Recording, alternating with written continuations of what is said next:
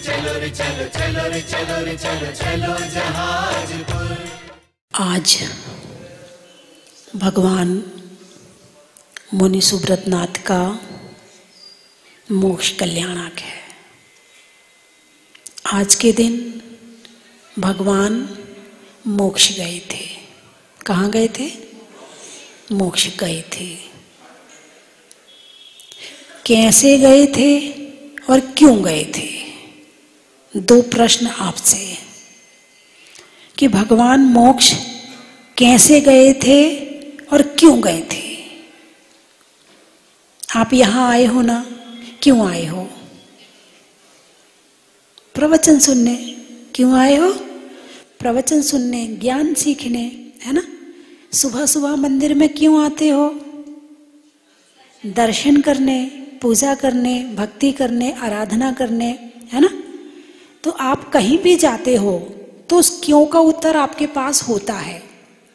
नहीं, किसी रिश्तेदार के यहाँ गए तो क्यों गए? शादी में गए, जन्म में गए, परण में गए। नहीं, आगे कुछ नहीं बोलूंगी, अब आप समझ गए क्यों गए। हर प्रश्न का उत्तर आपके पास में होता है। तो भगवान मोक्ष गए, क्यों गए?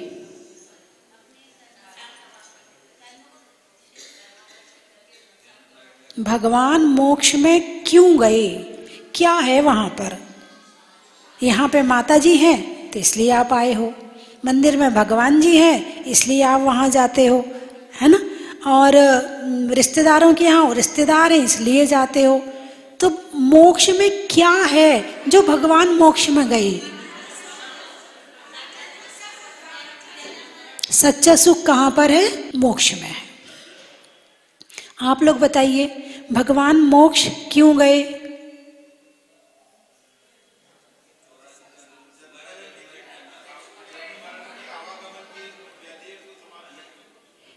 मैं ये नहीं पूछ रही क्या करके गए, मैं ये पूछ रही क्यों गए। मैं ये पूछ रही हूं भगवान मोक्ष क्यों गए।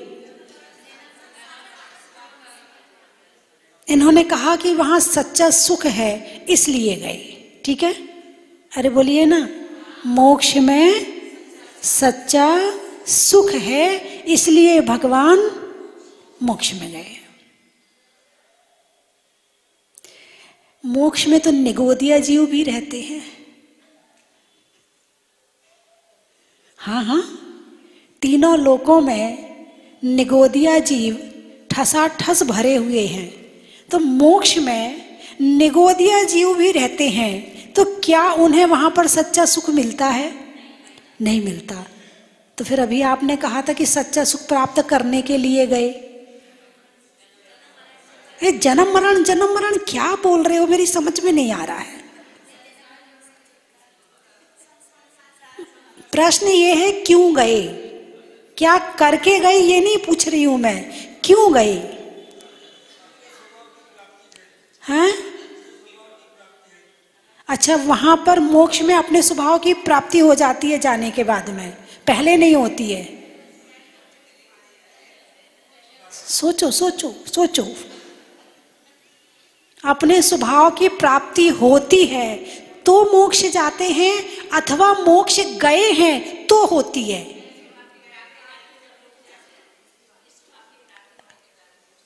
बोलिए, कुछ तो दिमाग के ताला खोलो अपने, कुछ तो दिमाग के अंदर घुसो। भगवान मोक्ष क्यों गए? सामायिक में क्या करना पड़ता है? यही तो करना पड़ता है, बैठ के अपने से प्रश्न करो और खुद ही उत्तर दो। और जब कुछ दिमाग में ना आए तो लिख लो। जब माता जी के पास जाएंगे तो ये प्रश्न पूछ लेंगे। एक दिन यहाँ पे शंका समाधान कर देंगे। ठीक है, एक दिन शंका समाधान का कार्यक्रम रखेंगे तो उसमें आप अपनी शंकाएं रखना और मैं उनके उत्तर दे दूंगी।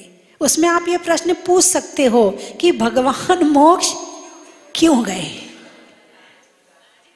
आज ही बता दूं? चलो आज ही बता देती हूं। अग्नि का स्वभाव ऊपर जाना है कि नीचे जाना है? ऊपर जाना है। गुब्बारा में हवा भरी हो तो कहाँ जाता है?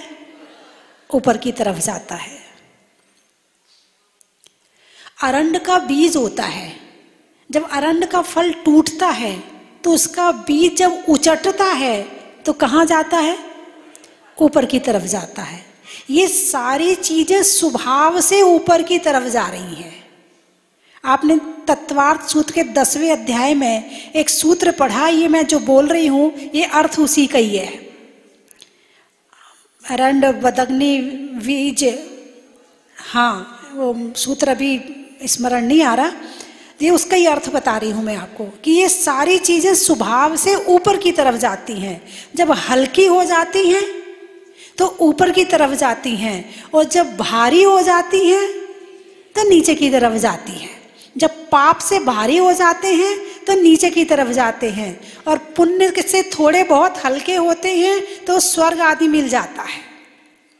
लेकिन जब कर्मों से रहित हो जाते हैं तो आत्मा इतनी हल्की हो जाती है कि मोक्ष जाना नहीं पड़ता है, स्वभाव से ऊपर की तरफ चली जाती है।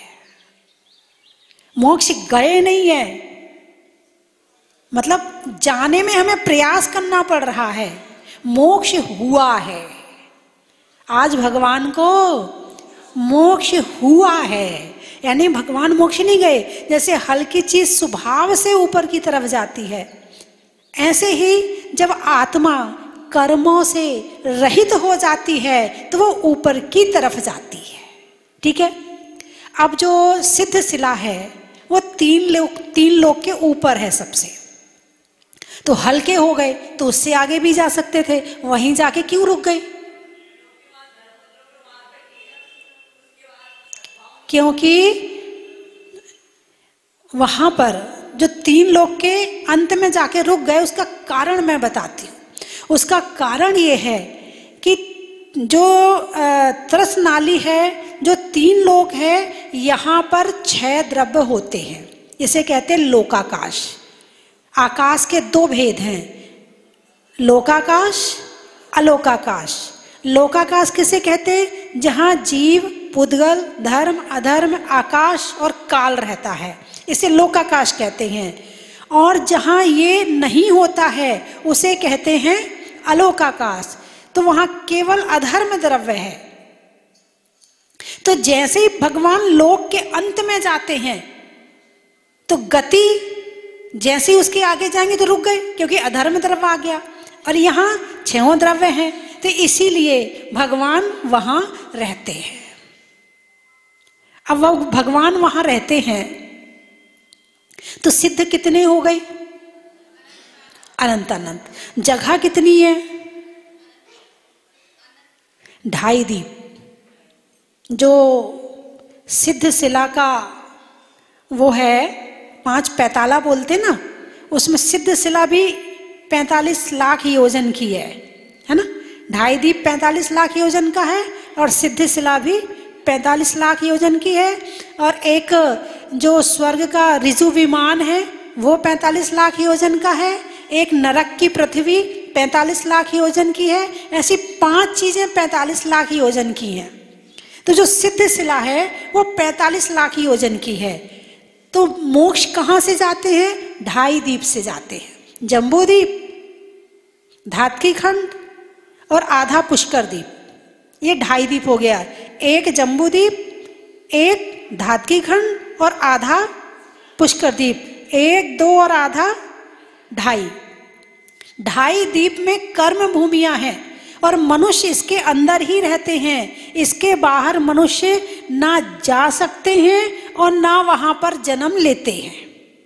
तो इसे कहते हैं मनुष्य लोक। किसको कहते हैं मनुष्य लोक? 2.5 दीप को। तो जो स्वर्ग है, मोक्ष है, वो भी 45 लाख योजन का है। अब जैसे ही मोक्ष जाते हैं तो बिल्कुल सीधे जाते हैं, बिल्कुल सीधे, एकदम सीधे। और अनंतानंत जीव मोक्ष जा चुके हैं। कितने?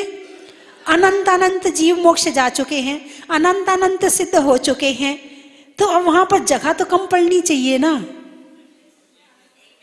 अरे बोलिए ना, 2.5 दीप इतना सा, और रहने वाले अनंतानंत।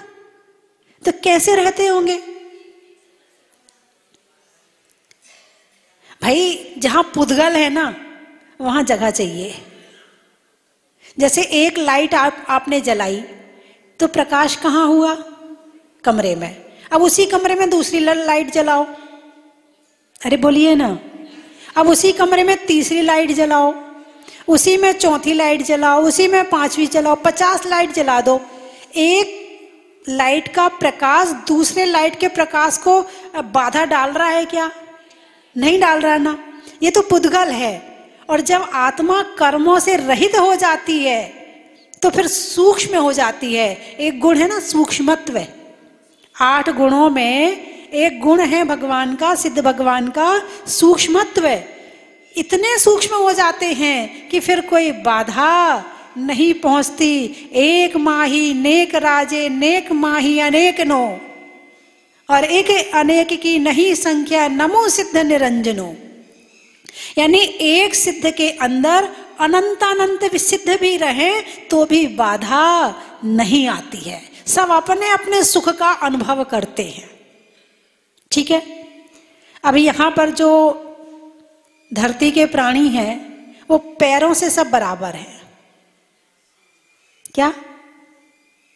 पैरों से, जमीन में हो ना, जमीन का आधार लिए हो ना, तो पैरों से सब बराबर है। और जो मोक्ष में है वो सिर से सब बराबर है।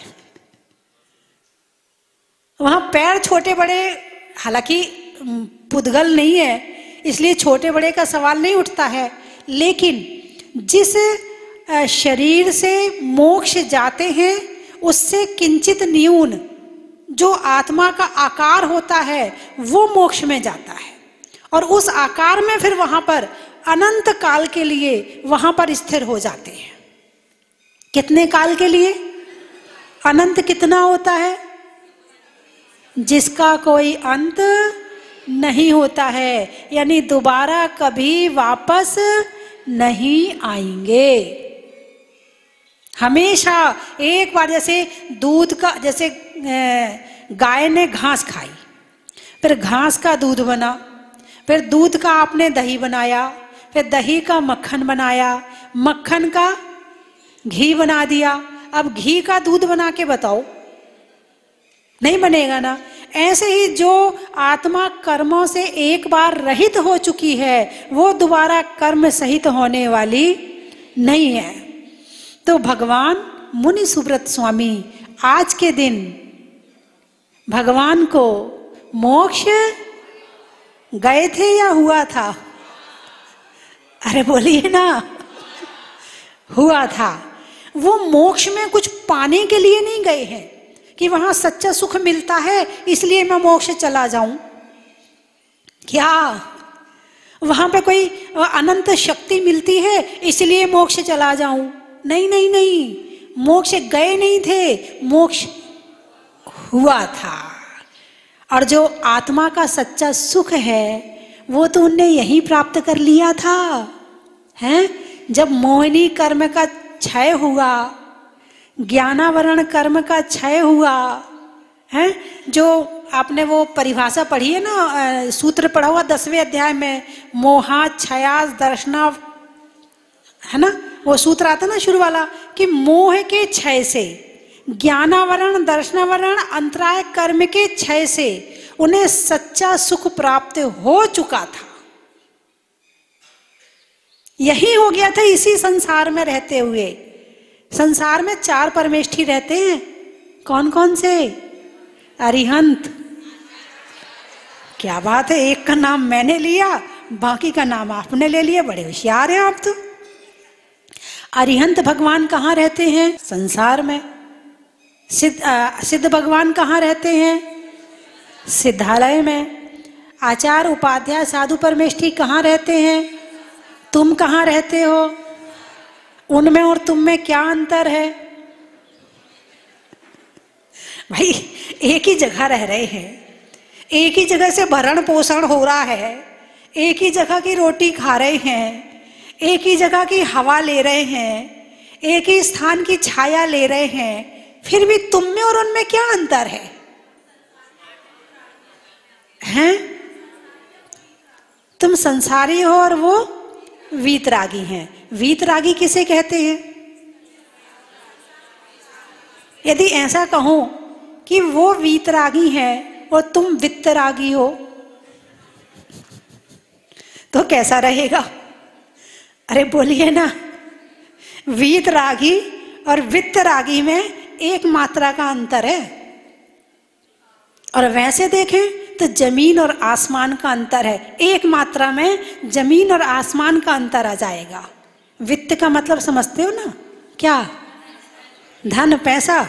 वाह क्या बात, ये मतलब तो बहुत जल्दी समझ गए। अब जरा वीतरागी का मतलब और समझा दो।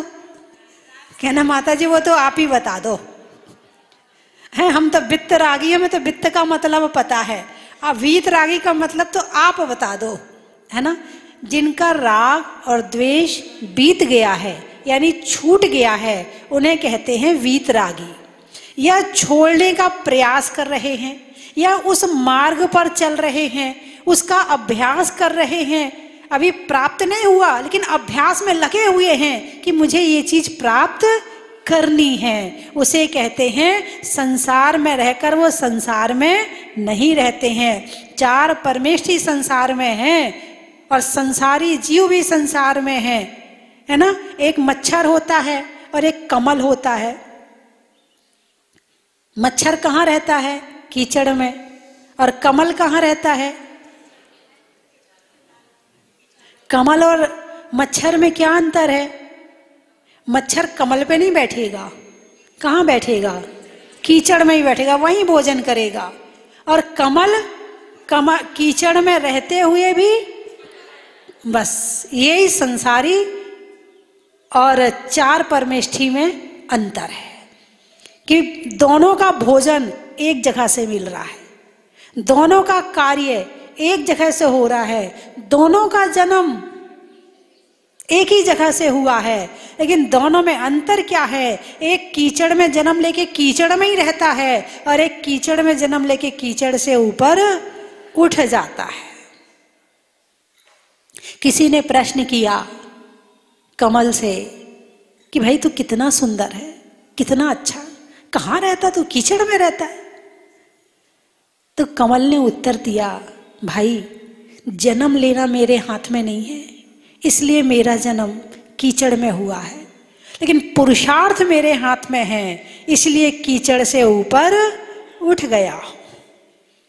तुम्हें कहाँ जन्म लेना है ये तुम्हारे हाथ में नहीं है, मगर पुरुषार्थ क्या करना है ये तुम्हारे हाथ में है। तुम्हें अपना जीवन कैसे बनाना है वो तुम्हारे हाथ में है।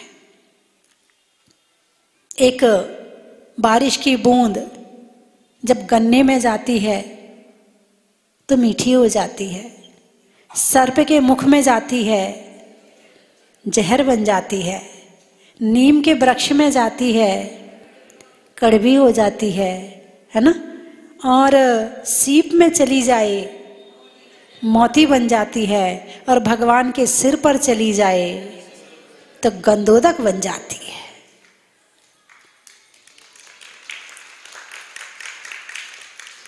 क्या बनना है आपको? आप भी एक बारिश की बूंद हो। क्या बनना है आपको? कड़वा बनना है, मीठा बनना है, कि मोती बनना है, कि गंधोदक बनना है? गंधोदक जैसा अपना जीवन पवित्र बनाना है। यदि इस कीचड़ में रहकर कीचड़ में घुसे रहोगे तो कभी भी आप मोती नहीं बन पाओगे, कभी भी आप गंधोदक नहीं बन पाओगे। घर में रहकर और घर से भिन्न रहना है। संसार में रहकर प्राणी संसार को तज सकता है। तो आज के दिन भगवान को मोक्ष हुआ था, तो हमें क्या प्रेरणा लेनी चाहिए भगवान के मोक्ष कल्याणक से? भगवान तो मोक्ष में विराजमान है। अब हम कहें हमें मोक्ष में जाना है तो अभी तो हम कह सकते कि हमें मोक्ष में जाना है, क्योंकि अभी हम जाने आने वाले प्राणी हैं, अभी हम राग सहित प्राणी हैं। इसलिए ये भावना जब तक नहीं बनाएंगे कि हमें मोक्ष में जाना है, तब तक हमारा पुरुषार्थ भी प्रारंभ नहीं होगा। चलिए ये भावना मत बनाइए कि मोक्ष में जाना है, ये भावना बनाइए कि मुझे अपनी आत्मा को पवित्र करना है। क्या करना है? पवित्र करना है। अब पवित्र आत्मा को करना है तो ये देखना पड़ेगा कि इस आत्मा को अपवित्र किसने किया है। जब तक इसको नहीं जानोगे तब तक उसको छोड़ोगे कैसे? नहीं, शब्द तो बड़ी जल्दी बोल देते, मोह ने किया है, राग द्वेष, वीतरागी, शब्द बोलना बड़ा आसान है, लेकिन इसकी अनुभूति लेना, इसका अंदर में उतारना, और जब प्रैक्टिकल सामने आए उस समय उस परीक्षा में पास होना, वो हो बोलने वचन में आने में और अंदर आत्मा में जाने में बहुत बड़ा अंतर है। जो दवाई की गोली है, आप बीमार हो, मुंह में दवाई की गोली रखो और थूक दो, ठीक हो जाओगे? अरे बोलिए ना, नहीं हो जाओगे। क्या करना पड़ेगा? क्या करना पड़ेगा? अंदर उतारनी पड़ेगी, पेट में जाएगी, पचेगी, रस बनेगा, फिर वो जहां दर्द है वहां जब पहुंचेगी तब तो असर होगा उसका, है ना? तो जुबान में, मुंह में रखी हुई चीज असर अभी नहीं हो रहा है? हाँ, हमारे को किसने परेशान किया? मोह ने परेशान किया। अभी तो केवल जुबान तक है ये जो जितनी चर्चाएं हैं। राजा राणा, जोर से बोलिए, राजा राणा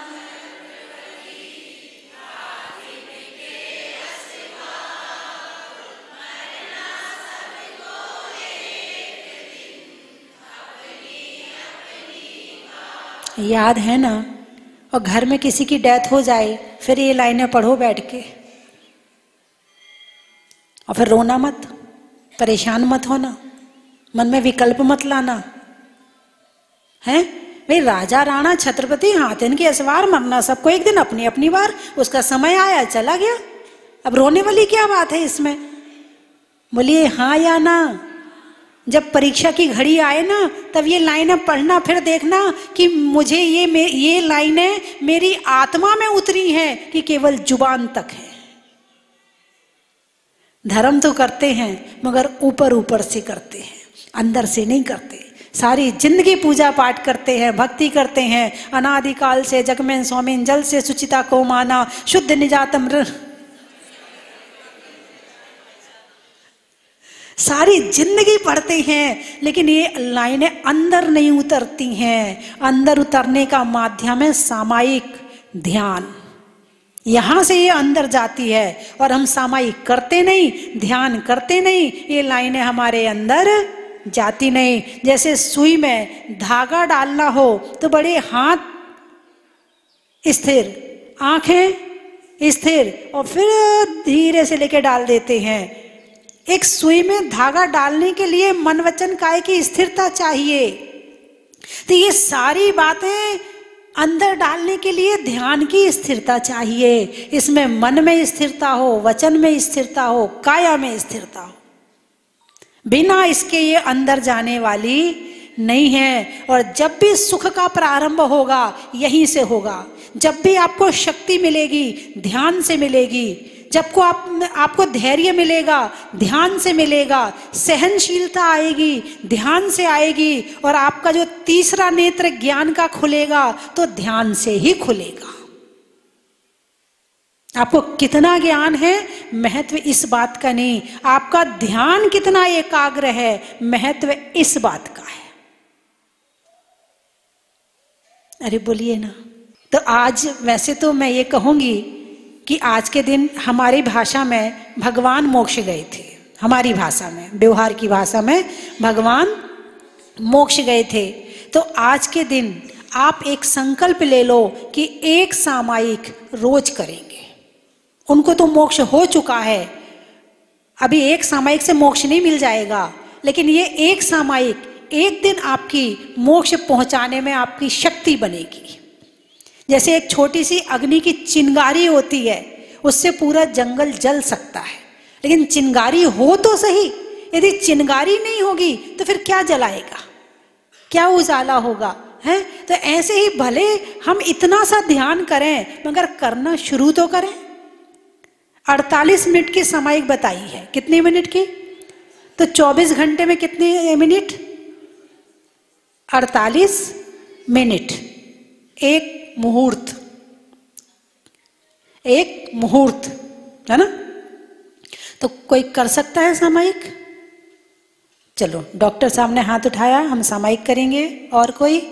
2 3 4 5 6 12 हाथ हो जाए ना। 12 में 12 जने तो चाहिए। 12 से कम में तो कहा 1 दर्जन। 12 का मतलब क्या होता है? 1 दर्जन है। अच्छा चलो, आप 48 मिनट की नहीं कर पा रहे, 24 मिनट की तो कर सकते हो। 24 मिनट की एक घड़ी होती, वैसे तो 2 घड़ी की सामायिक बताई है। चलो आप शुरुआत करो, आपका अभ्यास अभी नहीं है तो इसलिए 24 मिनट की एक घड़ी होती है, 24 मिनट तो कर ही सकते हो। अरे बोलिए ना, एक सामायिक किसके लिए करोगे? घर वालों के लिए? किसके लिए सामायिक? खुद के लिए टाइम नहीं है, सब चीज के लिए टाइम है। अरे बोलिए ना। अरे मेरी प्रेरणा से आज भगवान के मोक्ष कल्याणक के दिन एक सामायिक का नियम तो 1 महीने के लिए ले लो। 1 महीने के लिए 24 मिनट की सामायिक 1 महीना करेंगे। अच्छे से हाथ उठाओ। और अब तो सब उठा लो, 1 महीना की बात है, अब कौन सा मैंने सारी जिंदगी का नियम दिया है। हाँ, और बैठ करके आप जैसे 12 भावना जो अभी मैंने बताई हैं, इसको धीरे धीरे धीरे धीरे एक एक लाइन पढ़ के इस पे चिंतन करना। बड़ी वाली याद हो, बड़ी वाली 12 भावना पे करना। 16 कारण भावना के नाम याद हो तो एक एक नाम को लेकर उस पे चिंतन कर लेना। यदि कुछ ना याद हो, पूजा तो आपको याद है ना अनादिकाल से, आप पूजा को ध्यान में बना लेना। जल्दी जल्दी नहीं पढ़ना। पूजा करती हो तो आप जल्दी जल्दी पढ़ लेते हो, आप उसको ध्यान में धीरे धीरे पढ़ लेना। केवल रवि किरणों की पूजा याद होगी, उसको ध्यान में ले लेना। बस यही करना है 24 मिनट आपको। मैंने मैटर भी बता दिया आपको कि आपको करना क्या है। और पूरा हो जाए तो फिर 9 बार 27 बार ध्यान पूर्वक नमो अर्यंताड़म में अरिहंत भगवान को नमस्कार, नमो सिद्धाड़म में सिद्ध भगवान को, आचार उपाध्याय सर, ऐसे 9 बार 27 बार, और भी ज्यादा बने तो उसमें भगवान का ध्यान करते हुए और नमोकार मंत्र की जाप भी कर लेना, तो भी आपकी सामायिक हो गई। जो लोग टीवी में देख रहे हैं वो भी हाथ उठा लें। ठीक है, आज मोक्ष कल्याणक मनाना सार्थक हो गया। और अभी एक आज बहन जी ने व्रत भी लिए हैं, मुनि सुव्रतनाथ भगवान के, आज मोक्ष कल्याणक से शुरू किए हैं। और आज नहीं ले पा रहे और कुछ खा पी के नहीं आए हो तो आज भी ले सकते हैं, और कुछ खा पी के आ गए हो तो परसों शनिवार है, परसों से भी ले सकते हैं, है ना। यदि कोई लेना चाहे तो जो विधान में है सारी विधि भी लिखी है।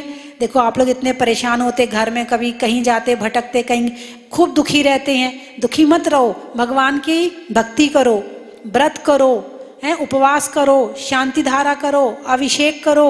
आप ये सारे काम करो ना, कैसे नहीं कर्म कटेंगे। कर्मों को काटने की विधि यही है, सामायिक, संयम, स्वाध्याय, जाप, ध्यान। यदि आप इनको करोगे तो कर्म कैसे नहीं कटेंगे।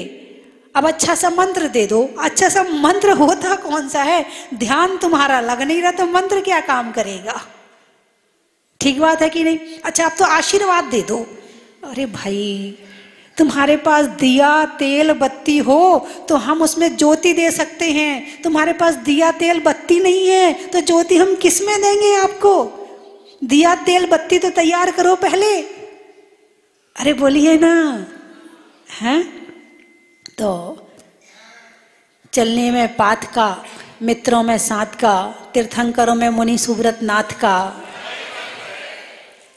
गाने में सुर का, नृत्य में नुपुर का, और अतिशय क्षेत्रों में जहाजपुर का, पंखा में झलने का, बच्चों में पलने का, भगवान की जमीन से निकलने का, चंद्रमा में गुरुत्वाकर्षण का, भौतिकता में आकर्षण का, और भगवान के दर्शन का, निधियों में माणवक का, विद्वानों में चाणक का, और आज भगवान के मोक्ष कल्याणक का, घड़ी में टिक टिक का, नहीं होने में चिक चिक का, और करने में रोज सामायिक का, खेत में धान का, शादी में पान का, और दोपहर में होने वाले भगवान मुनिषि व्रत के विधान का, अनाज में चने का, गर्मी में पने का, और विधान में बैठने का, करने में आश का, मैदान में घास का, और आज होने वाले शिलान्यास का, रोटी में घी का, हरियाणा में जी का, और शिलान्यास करवाने में भैया जी का, वृक्षों में बड़ का, बड़ की जड़ का, और भगवान अरनाथ जी के नवागढ़ का, गाने में सुर का, नृत्य में नूपुर का, आने वालों में जयपुर का, पानी में गागर का, शैली में नागर का, और आने वालों में सागर का, नहीं करने में गड़बड़ का, बुढ़ापे में बड़बड़ का, और आने वालों में टीकमगढ़ का।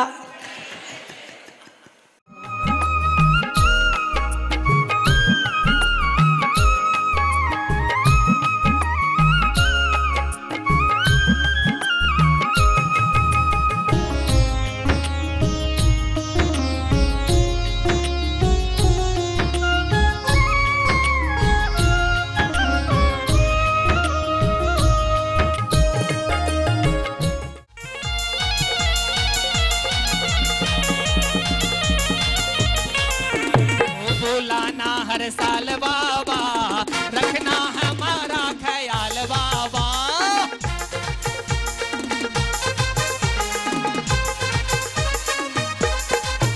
ओ हमको भूलाना हर साल बाबा, हर साल बाबा। 999,000 मुनि इस कूट से सिद्ध भय, तिनके चरणारविंद से मेरा मन वचन काय से अत्यंत भक्तिभाव से बारंबार नमस्कार हो।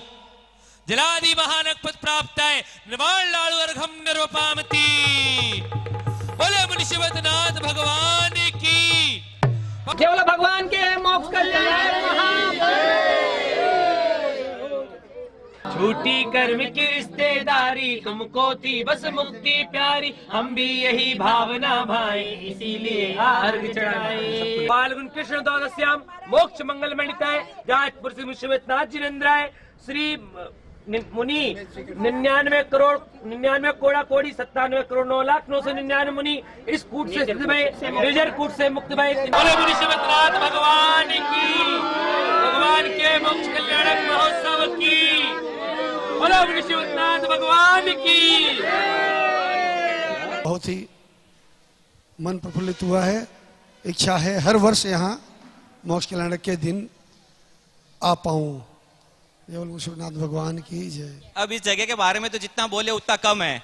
आपको प्रतिमा जी का मुखमंडल देख के ही आभास हो जाता होगा कि इस जगह में कितना चमत्कार है, कितना अतिशय है।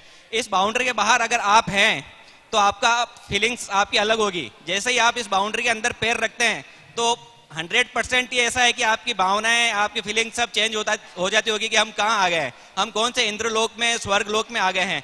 अब इस जगह के काफी चमत्कार हैं, मेरे साथ भी घटित हो चुके हैं। अब खाली शॉर्ट में एक चमत्कार में बताना चाहूंगा जो भानु भैया को भी पता है। मैंने भानु भैया को भी शांतिधारा में एक बच्चे का नाम बोलने के लिए कहा था। एक बच्चा जो 3 दिन वेंटिलेटर पे रह के, मेरे सामने की घटना है, मेरे बुआ सास का पोता है वो चिराग गोदा ब्यावर से, जो 3 दिन वेंटिलेटर पे रह के, जो फर्स्ट डे उसको अटैक आ गया था, उसको 24 साल का बच्चा अटैक आ गया था। और डॉक्टर जो ब्यावर में है उन्होंने देख रहे थे उसको, उन्होंने ही मुंह हिला दिया था कि यार भैया कुछ कहना मुश्किल है, संभावनाएं कम है। तो उसको ब्यावर वेंटिलेटर पे रखा। 1 घंटे उसको ऑक्सीजन देते हुए ब्यावर से अजमेर लेके गए। करीब 60 घंटे वो वेंटिलेटर पे रहा। डॉक्टर ने कहा अपन 72 घंटे तो पूरा ट्राई करेंगे। 60 घंटे तक उसकी बॉडी में कोई रेस्पॉन्स नहीं है। 60 घंटे तक उसकी बॉडी में कोई रेस्पॉन्स नहीं है। शनिवार का दिन था, ये बात है गुरुवार की, शुक्रवार और शनिवार का दिन 60 घंटे हो गए थे उसको। तो वहां ब्यावर में शांतिधारा करी, मुनीश्वरनाथ भगवान की नाम ले रहे थे। शनिवार को भी नाम लिया था। भानु भैया को भी बोला भैया यहाँ जाजपुर आप शांतिधारा में नाम लीजिए, और शांतिधारा हुई। तो हो सकता है चमत्कार है या उसकी जिंदगी उम्र बची थी, जो भी है। तो शांतिधारा में उसका नाम लिया और मैंने वहां अजमेर बात करी कि यार वो बच्चा कैसे है, चिराग कैसा है। ये 8:30 बजे शांतिधारा करी, 11 बजे बात करी, बोले यार उसकी बॉडी रेस्पॉन्स कर रही है, उसकी बॉडी में मूवमेंट आ रहा है, वो हाथ उसको आवाज लगा रहे हैं, वो हाथ हिला रहा है। 60 घंटे बाद जब डॉक्टर अजमेर के ब्यावर, उन्होंने भी कह दिया था भैया संभावनाएं नहीं है, अभी वो जयपुर SMS में है, कल उसके पेस मेकर लगा है। 15 दिन पहले की बात है ये, जब वो अटैक आ गया था। अब उसके पेस मेकर लगा है, जयपुर SMS में एडमिट। अब वो एकदम स्वस्थ है, एकदम ठीक है। सब चमत्कार है, बाबा का चमत्कार है, जो भी माने। ठीक है, आप नियमित आते रहिए, यहाँ की शांति धारा अभिषेक करिए, बाबा का ध्यान करिए।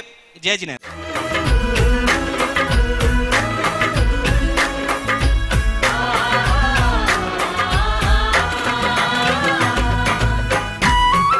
कंचन की थाल को सजाओ रे आज, रत्नों की थाल को भर लाओ रे आज। आओ आओ करे रे गुणगान आरती भगवन की। आओ आओ करे गुणगान आरती भगवन की। आओ आओ करे रे गुणगान आरती भगवन की।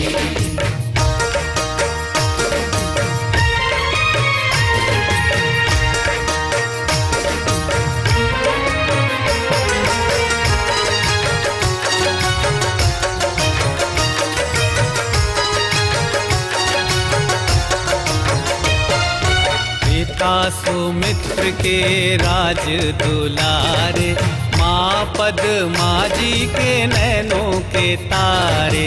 पिता सुमित्र के राज दुलारे, माँ पद्मा जी के नैनों के तारे। राजगृही में जन्म लियो आप, राजगृही में जन्म लियो आप।